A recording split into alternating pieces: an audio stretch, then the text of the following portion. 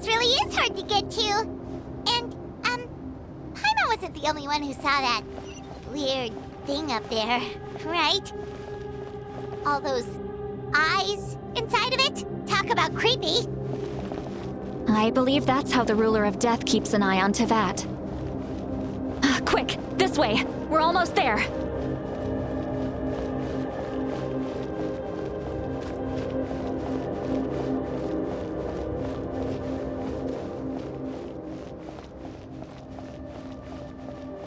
Look! It's Mavuika!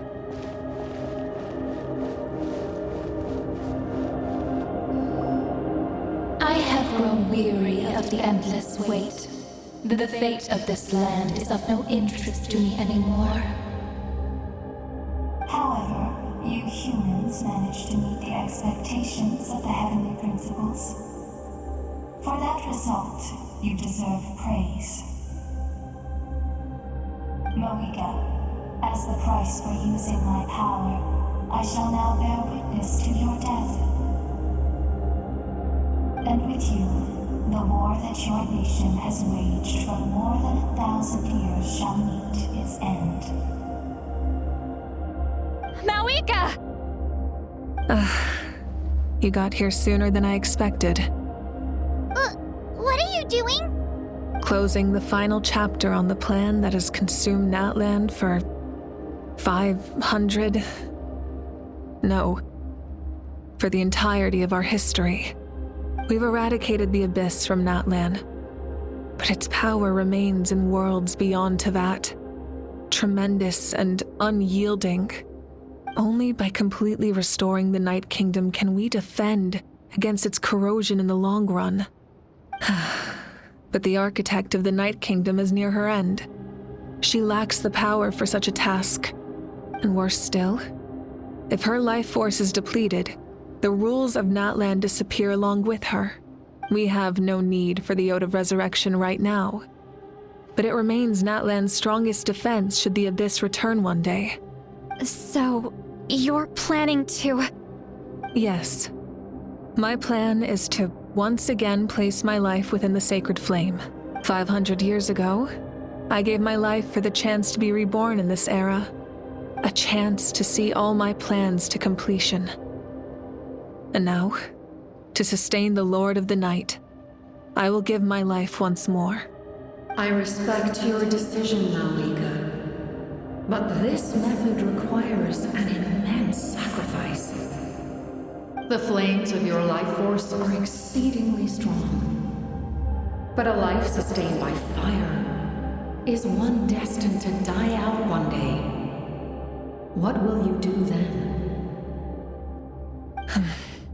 I've thought about that. With the Abyss out of the picture for now, the Sacred Flame's power will be consumed at a much slower rate. My life force should be able to sustain it for another 200 or 300 years. Future Pyro-Archons will continue to seek new sources of fire. As long as Natlan's legacy endures, the Night Kingdom will survive, impervious to the Abyss. Once again, you place hope in the hands of the future. But the pilgrimage can replenish the power of the sacred flame. We can give it that meaning. Why shoulder this burden by yourself? Because I want the pilgrimage to change. The pilgrimage was an essential part of our struggle against the Abyss. A grand competition full of promise and glory. But it also chained our people to an inescapable destiny. Fear and anxiety have been our constant companions. We knew what the consequences would be if we laid down our arms.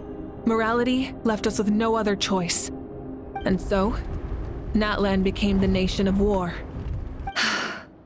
This is where Xbalanque defeated the dragons and granted our people the liberation of their flesh.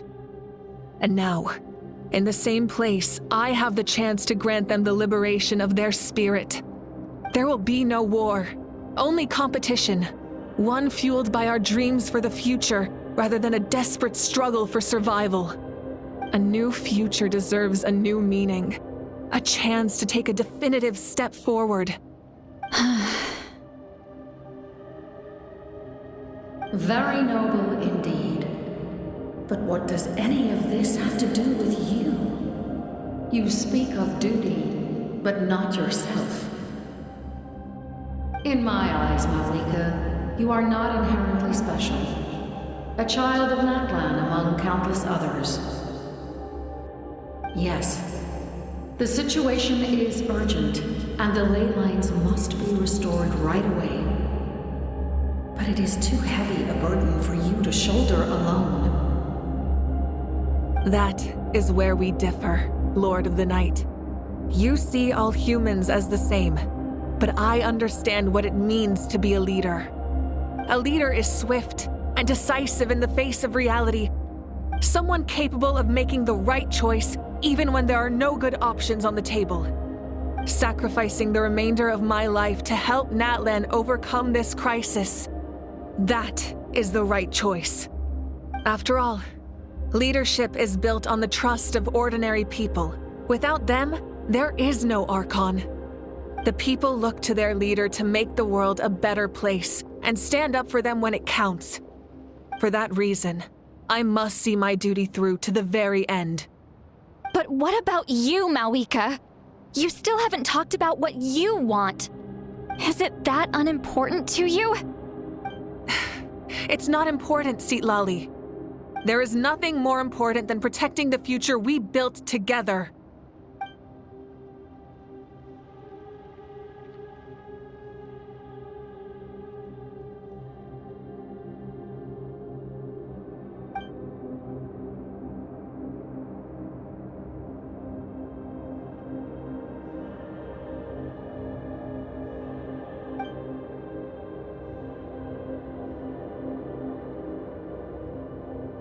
I shall accept Mavuika's sacrifice for the Lord of the Night as her death, and I will bear witness to the very end. Thus concludes the deal I made with Xbalanque several thousand years ago. Lord of the Night, you may now begin.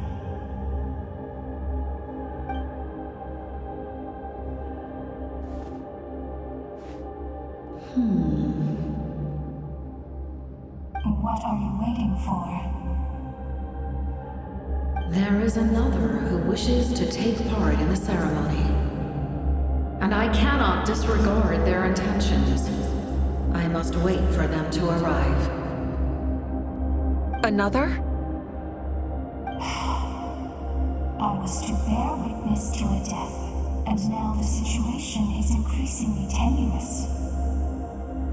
If the life of this second individual fails to meet my requirements, I fear I may lose my patience.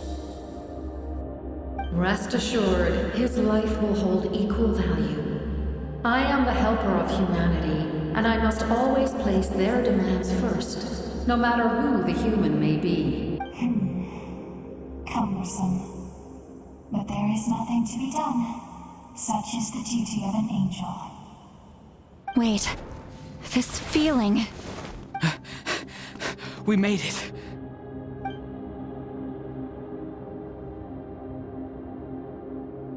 Thank you for showing me the way. The captain? The other individual you mentioned. It was him? Indeed. Like you, he carries many lofty ideals. Mavuika, I understand how you feel. And if I were an ordinary mortal, I would have no reason to stop you. But like you, I've been waiting for this day for too long, and I can offer a better solution. You created this new future, and you deserve to guide its direction. Your life should not end here, but death is the end I have been trying to reach all along. I have come this far to use my death to open the gates of the ley lines to my people.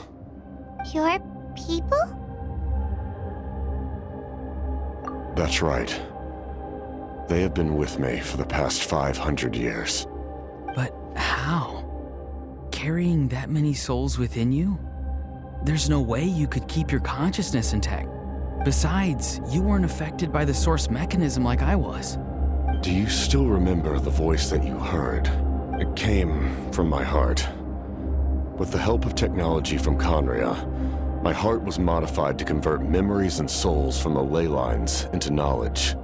As a result, I became extremely sensitive to souls and developed the ability to sense their presence, much like yourself. After encountering countless lost souls during the disaster 500 years ago, I forsook the capacity for knowledge granted by the modification and used my heart as a vessel instead. The lives of my comrades, as well as many Natlanese, have been stored here ever since. And you want to send them home? Yes. The ley lines will not accept them. But by merging my existence with the Lord of the Night, I can become master of the ley lines and change the rules entirely. He expressed this to me, and I agreed. The captain envisions a kinder and fairer set of rules for humanity. In addition, he aims to challenge the authority of the ruler of death. In a word, his goal is revenge. Revenge? After all, it's because of her that I bear the curse of immortality, the curse of absolute life. I now understand that which you seek. Then, bear witness to my resolve and hatred. The people of Conria committed grave sins, and for that, we were cursed to suffer endless physical torment, cursed to witness the demise of everything we held dear. But most of us were innocent. Most of us knew nothing of the Five Sinners' exploitation of abyssal power, myself included. If I sacrifice my life for the Lord of the Night, you get the death you desire. But at the same time, the curse of immortality would negate the very death you seek. Left unresolved, that paradox could uproot the natural order of this world. Even you, great ruler of death, lack the capacity to bear the consequences of that outcome. Your curse is now the tool with which I will overturn the oppression of the gods. This is my challenge to you. Forsake one of your rules. The choice is yours. Your new heart has limitless potential, and you have wielded it with bravery and honor.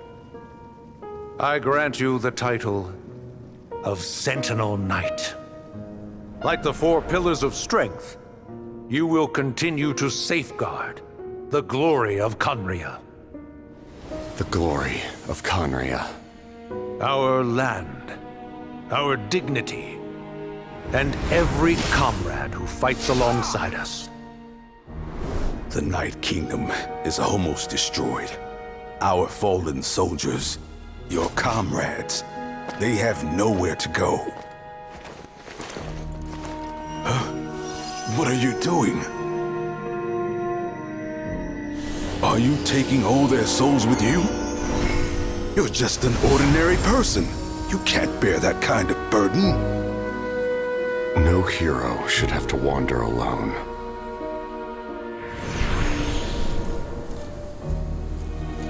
The curse of immortality. Using immortality to fight death. Using my rules against me. Make your choice.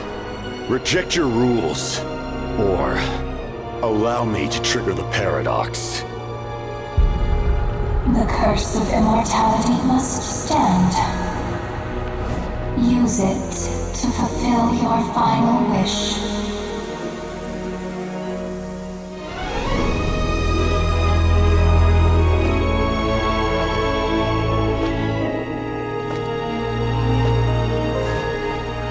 Well fought, my lord. Thank you for everything.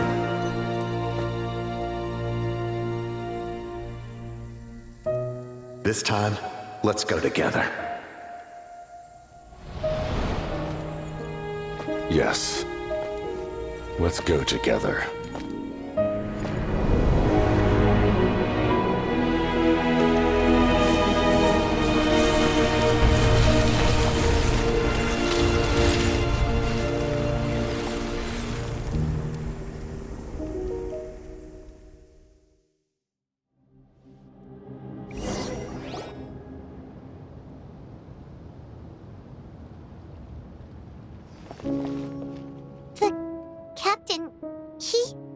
the curse of immortality still exists. Does that mean the captain will never move from this place? Lord of the Night, is the captain still with us? There is no need to pursue traces of him. For those cursed with immortality, release from the mortal coil is the greatest form of peace. Even so, please pass on my gratitude. His long journey has finally come to a close. I suppose this is a happy ending for him. I cannot imagine how much pain he endured over the past 500 years, or how much strength it took to never stray from his goal. There's something I've been trying to figure out. I don't think I ever saw him sleep. I tried to ask him about it on the way here, but he didn't answer. Just like always, he never talks about himself. It's probably due to the voices. When souls merge in a single being, their voices echo endlessly through the mind. Souls that retain memories of their death often scream and wail in despair. Considering the number of souls inside him, that effect would be even greater. So, over the past 500 years, he didn't sleep? At all? Without experiencing the curse of immortality, we will never truly know his agony. But I can see why his hatred for the ruler of death was so strong. In the end, he used that immortality to his advantage, and granted the Lord of the Night eternal life by fusing his existence with hers. Well fought, Captain.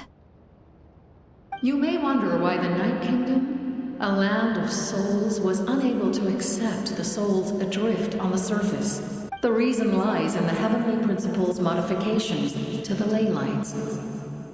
The original purpose was to help counter the Abyss. And so, their stability was paramount. But at one point in time, Natlan's ley lines were decimated. Even after reconstruction, the rules needed for the Ode of Resurrection made it impossible to reconnect the ley lines to other nations. That unique quality is precisely what drew the captain to Natlan. Did he try the same thing in other nations? Yes, but all those attempts ended in failure. He fought to save Natlan not only to defeat the Abyss, but because this is the only land where the souls within him could find salvation. We met not long ago to talk about that very possibility, and I confirmed the feasibility of his plan. I, too, recognized the need to change the rules of the ley lines. Not only for the souls that wander this land, but for the outlanders that may perish here in the future. In the eyes of the Heavenly Principles, that kind of change is extremely risky, if not impermissible. But, as an angel, I have a duty to serve humanity. Such is my mandate. Thank you for everything. Lali, when I gave you the Pilgrim's Chronicle, I said something rather pessimistic to you. Do you remember? How many years of life are enough? 10? 100? I thought it made no difference. But now, I have the chance to live forever. I am immensely grateful to humanity for this gift, and I am deeply sorry I thought so little of it in the past. You don't need to thank us. You bear a heavy responsibility. Heavy? No. That responsibility is the purpose of my existence. Farewell, humans. Creators of miracles. A new era awaits you. Looks like she returned to the Night Kingdom. So, this was the captain's goal all along. He fought to the end for all those souls and challenged the rules of the world in the process. He was an outstanding warrior. He took on a burden that was meant for me and even brought about a better outcome. It would seem I lost this duel. He was right. Natlan needs a leader to guide its future. If not a successor, then that responsibility will continue to be mine to bear. But for now, let us pay our final respects to this fallen hero.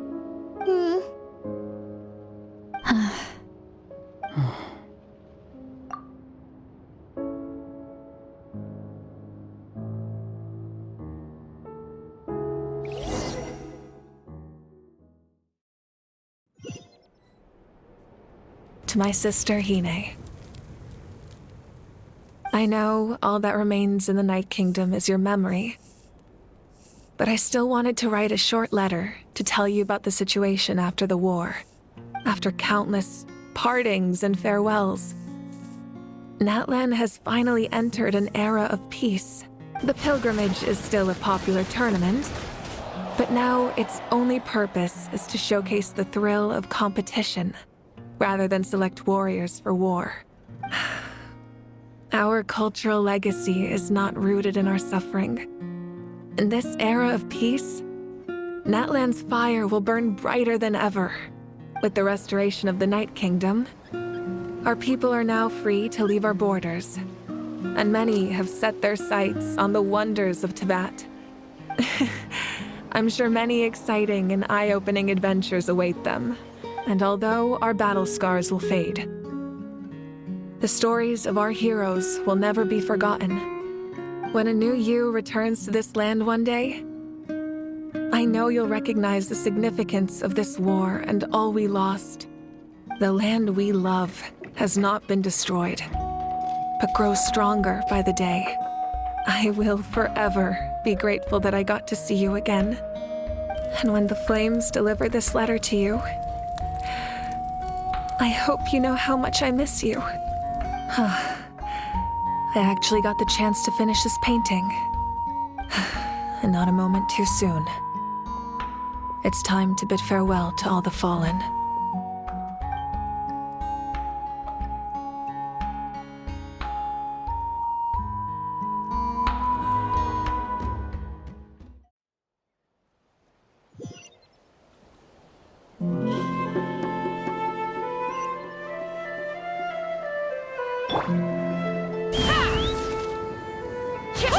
Is that part new?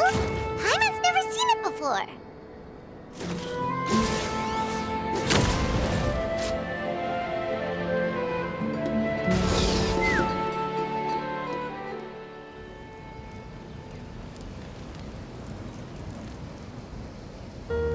We are gathered here today to bid farewell to all who lost their lives in this war. This struggle has caused us profound pain and brought us face to face with loneliness and loss. But through it all, our bravery and resolve never wavered, and we never lost sight of victory. Even the tiniest of sparks can unite to become a blazing fire. They lit our way forward and showed us the path to victory. When our homeland is revived and life blooms again, they will return to us with the first rain of spring. It is just as our poem describes. We are the inheritors of memory and legend. Those who grew alongside sun and wind. Those who forged our own destiny and future. That is Natlan's fire, the lifeblood of our nation. The fallen are never truly lost to us. We will be reunited one day. And as we create new legends and write new poems in honor of our beloved homeland, they will always be with us. Their deeds immortalized in our memory, and their names immortalized in stone. This epic will be remembered in the actions of every valiant warrior and brave Saurian, all equally important and indispensable. I would also like to take the time to recognize a Fatui Harbinger, who sacrificed his life for our cause. He was a warrior from Conria, who helped defend our nation 500 years ago. A man who used his own heart as refuge for the souls of the fallen. For the chance to offer them a final resting place, he chose to fight with us once again. In the end, He fulfilled his wish and returned the souls to the ley lines. By turning his curse into a weapon, he defeated his fated foe and protected me in the process.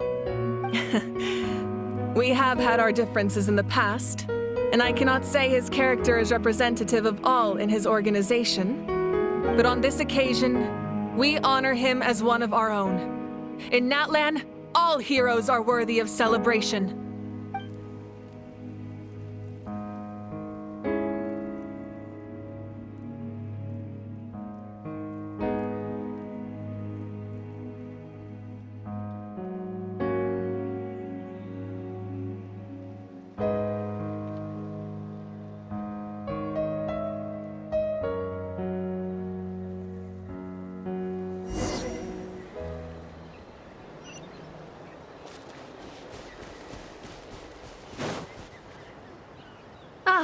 Our hero's here. Is there something you want to discuss? The forces of the Abyss have always sought to corrode Teyvat. The ley lines were created by the Heavenly Principles, and it's only with their protection that Teyvat is able to nurture all forms of life. If the Abyss had free reign, this world would become a living hell. We saw that for ourselves. Any attempt by humanity to harness the power of the Abyss is met with swift punishment. The Heavenly Principles and the Shades show no mercy in that regard. That unyielding approach is also the source of great sorrow and hatred. The situation goes beyond a simple discussion of right versus wrong. Perhaps the truth will reveal itself during your future adventures. Oh, isn't it obvious? The Ode of Resurrection didn't take effect at all. Your own strength is what allowed you to keep fighting, as well as the moral support from everyone in Natlan. Still, moral support is also an important, if underappreciated, effect of the Ode of Resurrection. The captain's subordinates sent us a letter he left behind. After our duel at the stadium, he asked Tsaritsa to remove him from the responsibility of obtaining the Gnosis, and his request was granted. The captain respected the outcome of that match and refused to violate his principles. But since this is the final Gnosis, I doubt that Tsaritsa will let the situation stand. Perhaps a replacement Harbinger will be sent here soon. I'll make sure to be prepared. A direct conflict with the Fatui is unavoidable the moment you step foot in Snezhnaya. So make sure you're ready for any scenario. On a related note, I've acquired some new intel about the fragment that suddenly appeared in the sky. Such fragments are known as Ancient Moon's remnants, relics of secret source technology from the era of the ancient dragons. Coincidentally, a small squad of Fatui infiltrated our borders around the same time it appeared. Our investigation revealed them to be the subordinates of the Doctor. Their stronghold is in Nod Krai, a land with a long history not far from Snezhnaya. The people there can use a very special power. It's said that this mysterious power predates even the 7 elements of Teyvat. Ancient Moon's remnants, the Doctor, a mysterious power. The project that connects all 3 must be ambitious indeed.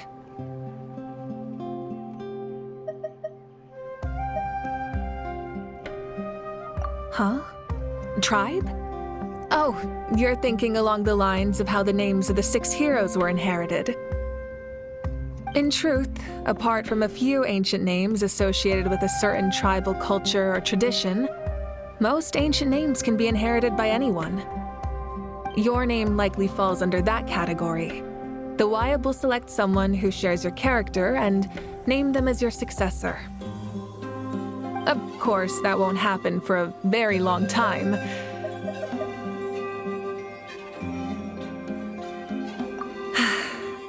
The long journey of the Pyro Archon has now come to an end. Together, we overcame darkness and death to accomplish something truly remarkable.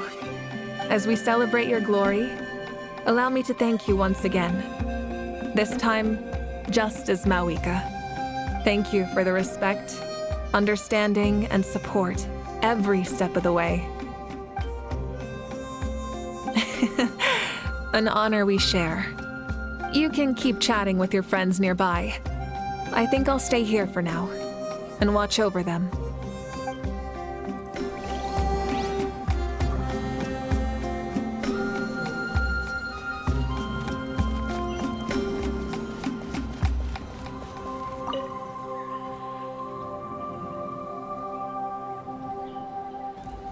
What are you thinking about, Traveler? Oh, the battle, right? Even though we won in the end, it cost a lot to get to this point, huh?